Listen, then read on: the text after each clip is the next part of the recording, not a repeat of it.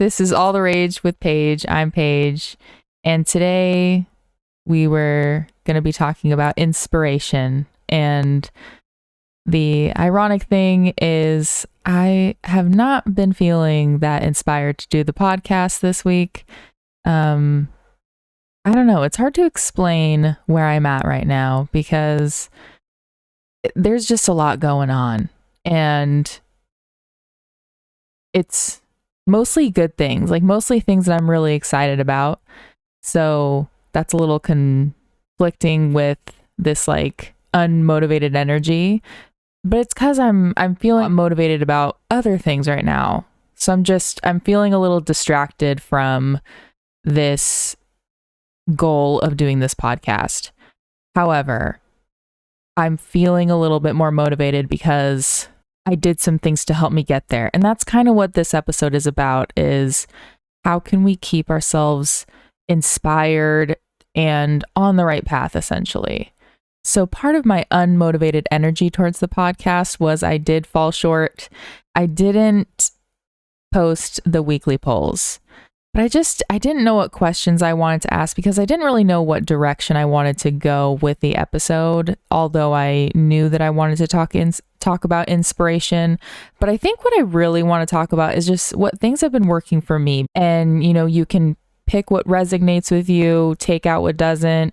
And it might help you think of things for yourself, things that fit better for you in your life. One of the biggest parts of this process definitely was last week with my focus on emotional regulation. And that alone should honestly be enough for me to feel motivated to keep doing this podcast.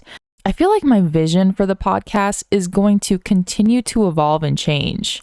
And so I think that might be something that I'm getting stuck on and really don't need to, is like having this need for like an end goal or to get something specific out of it. And I'm realizing that is such a big part of how I would think about pretty much everything.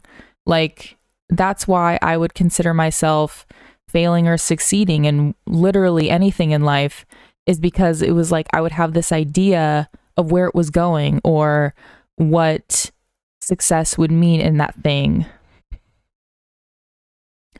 And I think when we feel that way about anything, it really just holds us back and we never end up getting there because it seems so far out of reach. Because when we have this idea of like, when I do this, this will happen, or when I achieve this, suddenly I'm going to be happy and a new person, that's really just avoiding ourselves at the end of the day. We're basing how we feel about our life on a lot of things that not only aren't really in our control, but we're keeping ourselves from doing it. It's literally self-sabotage.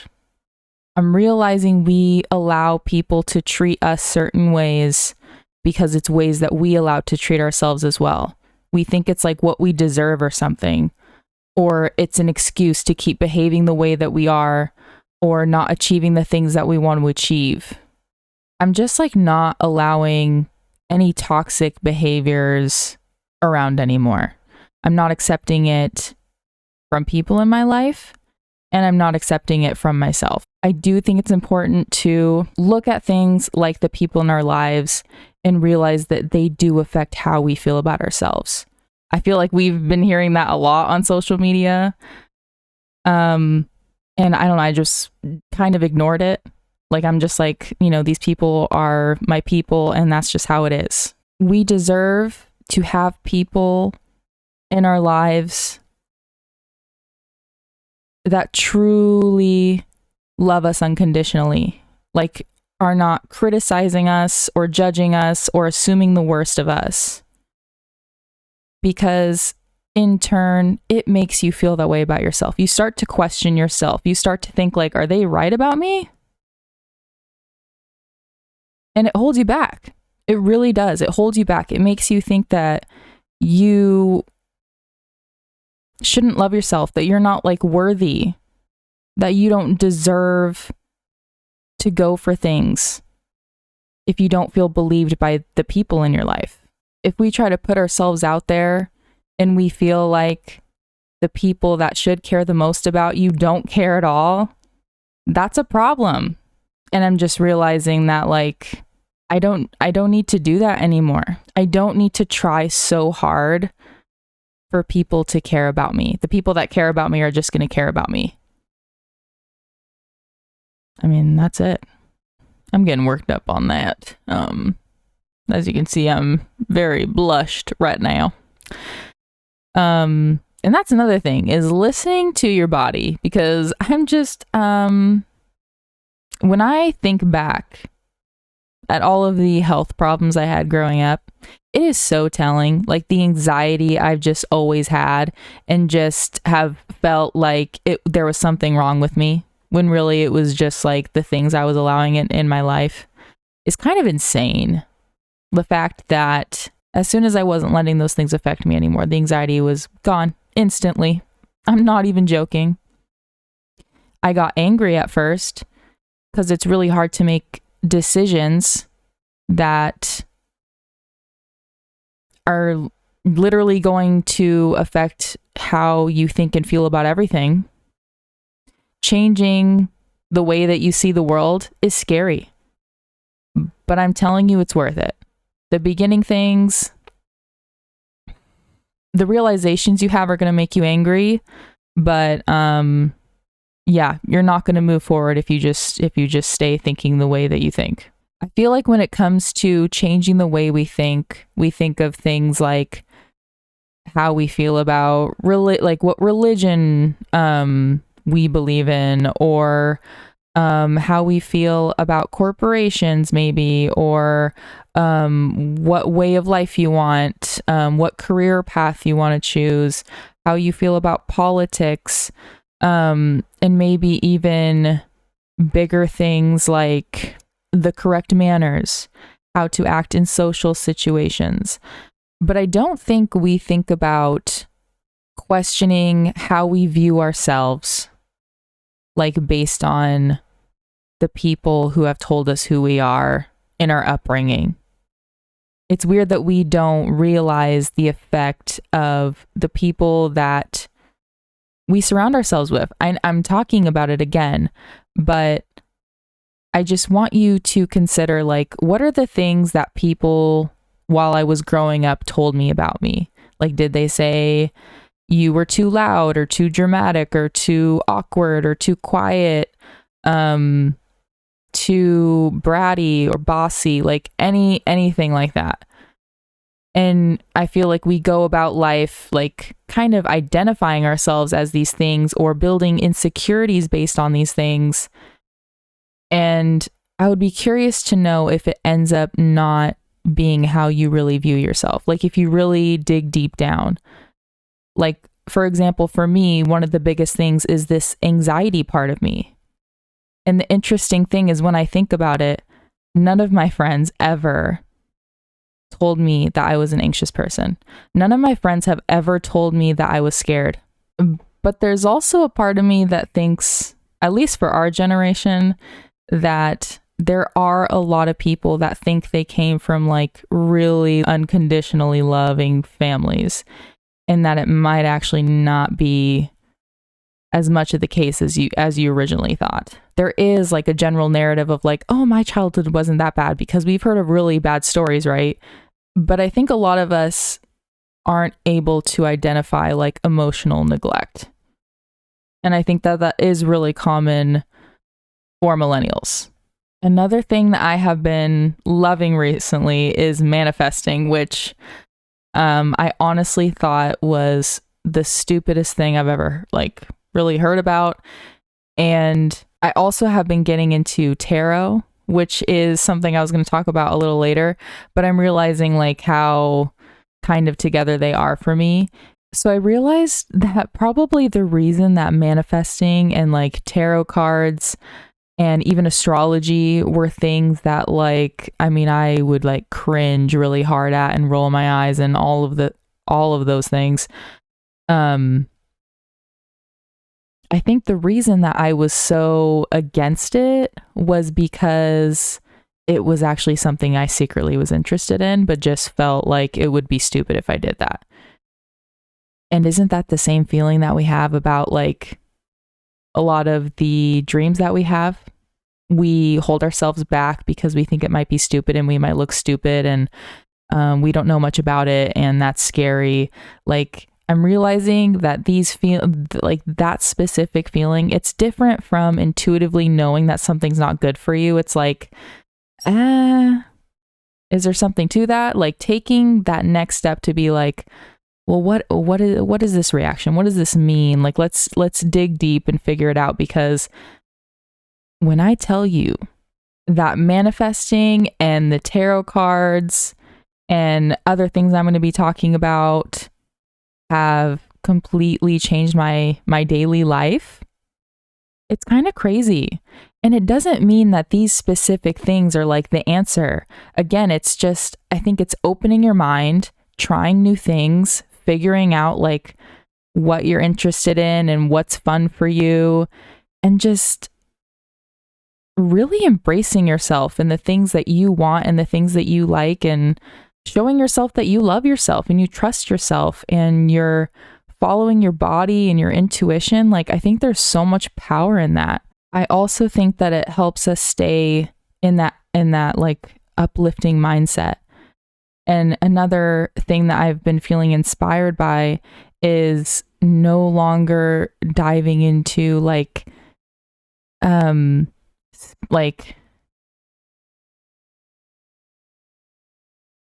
I think I used to use social media as kind of like a way to be productive when I'm disassociating and intentionally not being productive. It's kind of ironic. Like, it's like I'm being lazy, but I use the excuse of like, oh, well, I'm following all these parent pages, or I'm like learning certain things. I think switching it up a little bit to things that genuinely make you happy when you look at it. Because I think when we're looking at things that remind us of what we're not doing, I don't know, it's a little counterintuitive. It's actually not really helping us out. But I noticed once I have been watching content about the fun things that I'm wanting to learn, like versus parenthood, like although parenthood is like number one for me, it's not exactly the content that I should be looking at if I'm needing a break from the kids and looking at my phone for a little bit to escape. You know what I mean? If I'm going to be using social media and these platforms for like fun time or inspiration time, then I need to fill it with the things that inspire me and uplift me and make me feel like I'm going in the right direction. And things that I feel as like any sort of criticism or that might make me feel sad, like that stuff is not really what that time spent on my phone is really meant for me.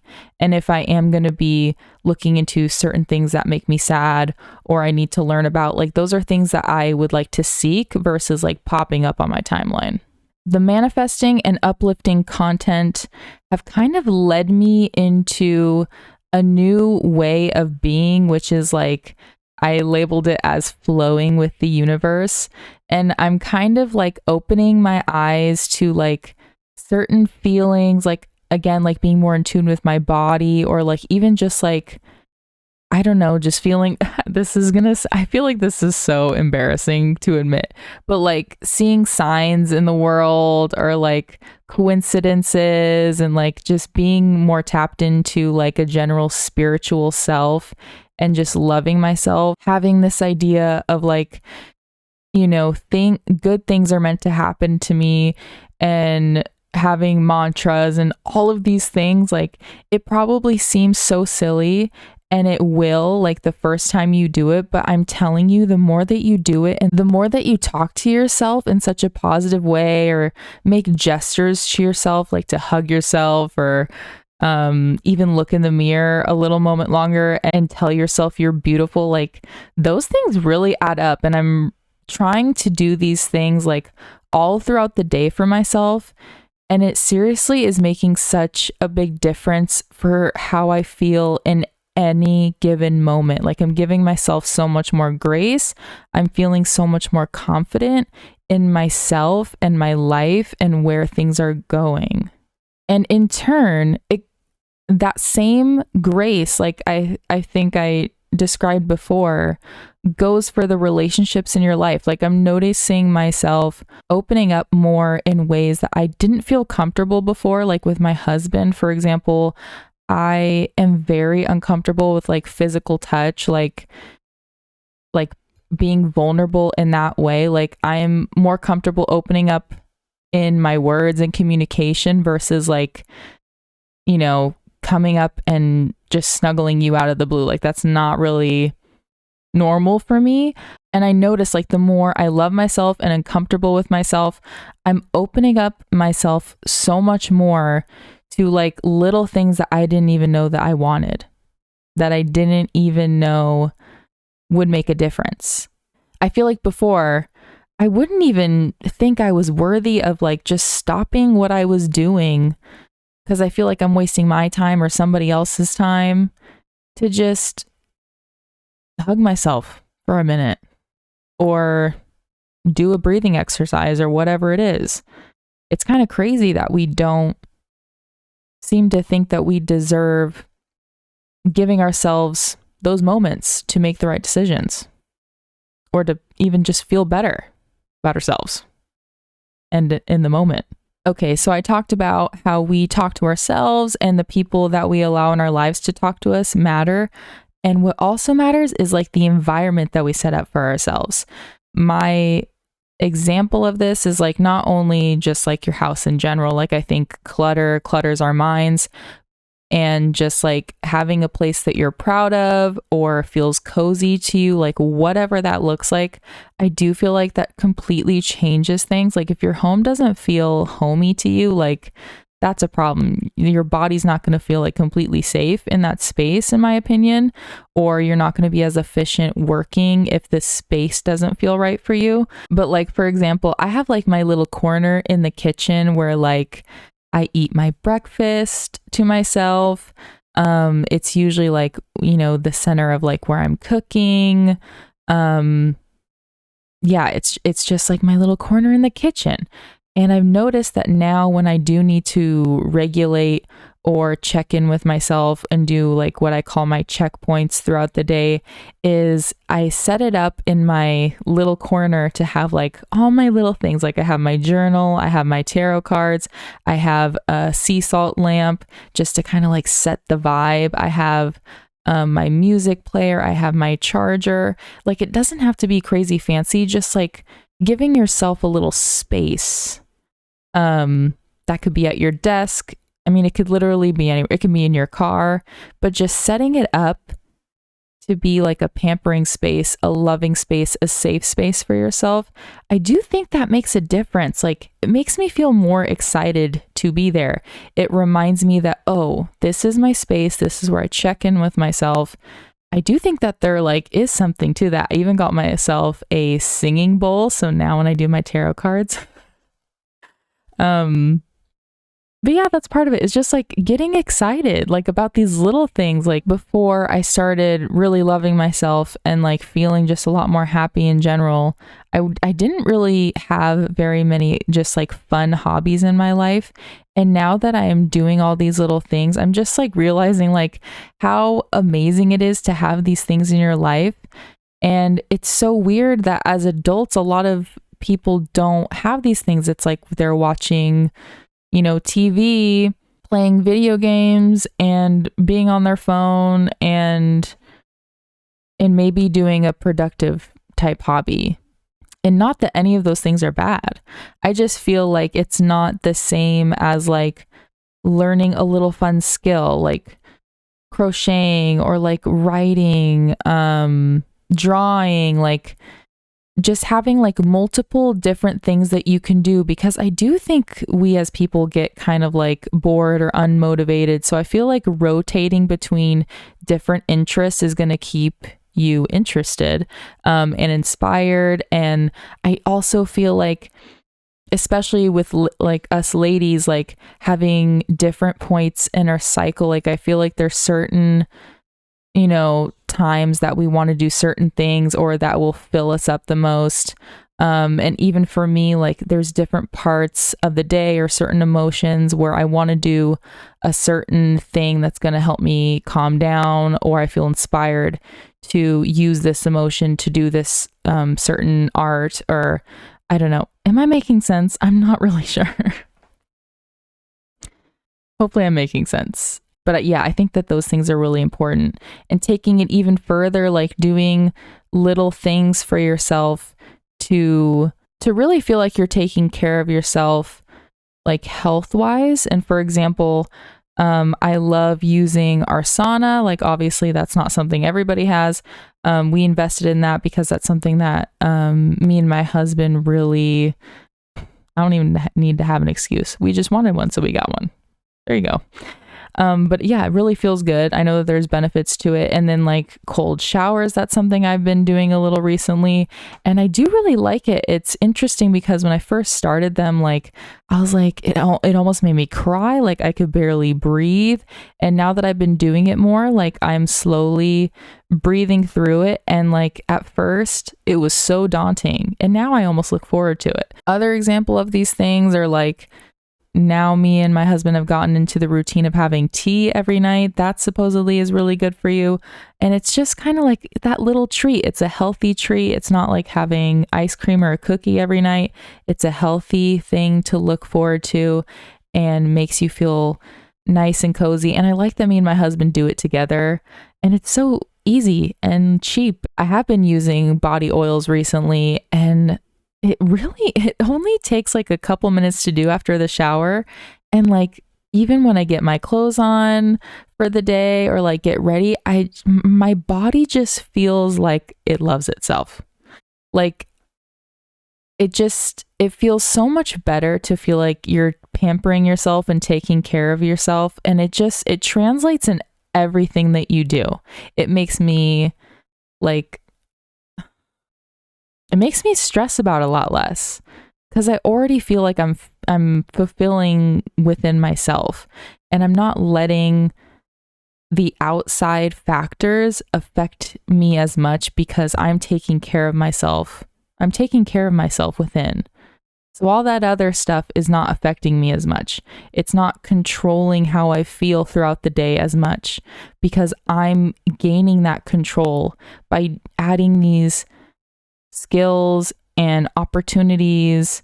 Why is it so abnormal to be like obsessed with yourself, to like really love yourself? Like, why is that such a bad thing to people? Is it simply because the majority of people hate themselves, and so seeing other people love themselves just makes them angry? Like, is that the reason why it's become seen as like selfish or conceited? Can you imagine what the world would look like if everyone loved themselves? And I'm not talking about thinking you're better than everyone else. Because I truthfully believe that if you love yourself, you are going to love others as well. Like genuinely more, unconditionally more. I want to understand why people are so scared to love themselves. Is it because they don't want to feel like they wasted all this time?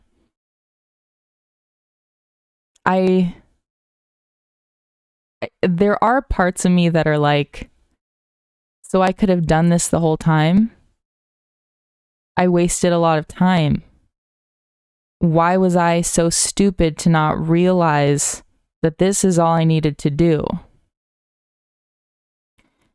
But because I'm already at this place, I don't let that thought continue. That's where the thought ends.